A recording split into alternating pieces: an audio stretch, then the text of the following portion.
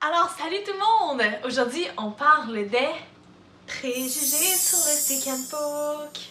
Ce que j'aimerais faire aujourd'hui, c'est en fait démystifier les préjugés que vous avez. Des préjugés que j'entends dans la vie de tous les jours, qu'on me pose comme question lors des rendez-vous et qu'on me DM souvent.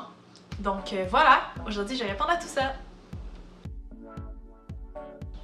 C'est plus long qu'à la machine. Oui, en effet, le stick and poke, c'est sûr que c'est plus long. En fait, il n'y a pas de moteur, donc c'est ça, c'est vraiment moi qui poke à la main, donc c'est sûr que ça ajoute un peu un délai. Surtout, plus le projet est gros, plus ça paraît que, en fait, que c'est plus long. Je dirais que c'est quand même pas dramatique, on parle toujours, mettons, d'un 15, 20, 30 minutes de plus, mais c'est pas interminable non plus, là. Donc oui, c'est un peu plus long qu'à la machine, c'est sûr. C'est pas délicat.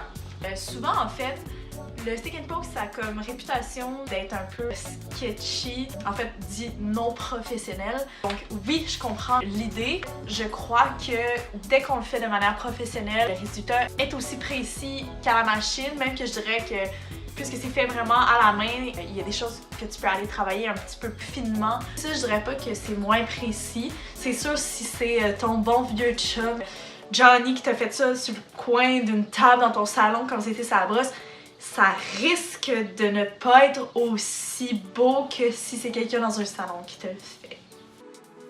Plus de risque d'infection? Non. Il n'y a pas plus de risque d'infection que si c'est un tatou à la machine. C'est des aiguilles et du sang. S'il vous plaît, ne faites pas ça en état d'ébriété par quelqu'un que vous connaissez pas. C'est pas mal ça. Le stick and poke est associé à une technique qui est plus de rue, tatou de prison. En fait, c'est une technique qu'on connaît pour être un peu plus homemade. Maintenant que le stick and poke est fait en salon aussi, pas plus de risque que si c'est un tatouage à la machine.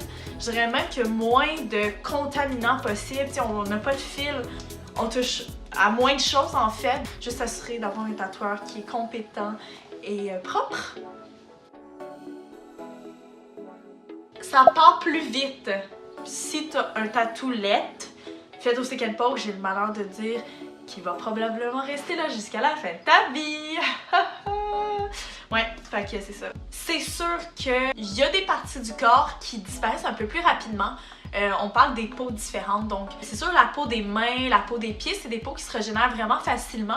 Faut prévoir en fait peut-être des petits touch-ups, mais rien de dramatique habituellement. Mais sinon en général, je dirais que le stick and poke ça reste autant que les tatous normales. Ça fait plus mal! Tu sais, je veux dire, on a toutes des tolérances différentes à la douleur. Rendu là, de dire que le stick and poke c'est plus souffrant, c'est faux en fait.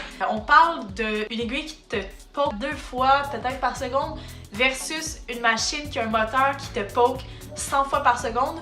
Ça blesse moins la peau. C'est sûr, puisque c'est plus long, c'est peut-être relatif. La douleur, elle est étirée sur plus longtemps, mais c'est un peu plus minime. Bref, rendu là, je pense que c'est vraiment à chaque personne de voir comment il file par rapport à ça. Mais faudrait vraiment pas que ça vous empêche de l'essayer parce que la majorité des gens, en fait, ils sont agréablement surpris, je dirais. Ne vous fiez pas à ce que les gens disent. Non, pour vrai, venez essayer, venez me voir. Le stick and poke, c'est fait pour le monde qui savent pas tatouer.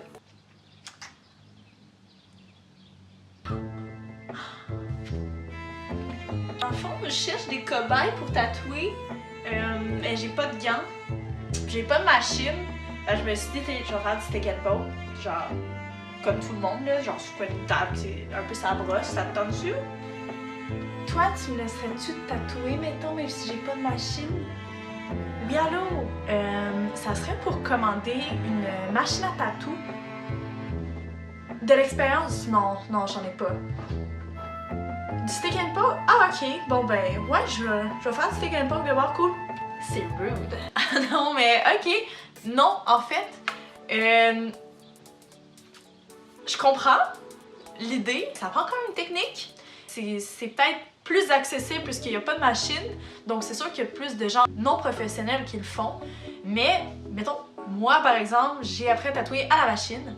J'ai vraiment détesté ça. J'ai décidé d'y aller comme avec mon feeling en tatouant au poke J'en parlerai dans une autre capsule en fait parce que je voulais élaborer là-dessus. Non, c'est pas parce que je sais pas tatouer que j'ai décidé de faire du stick and poke, c'est vraiment par choix.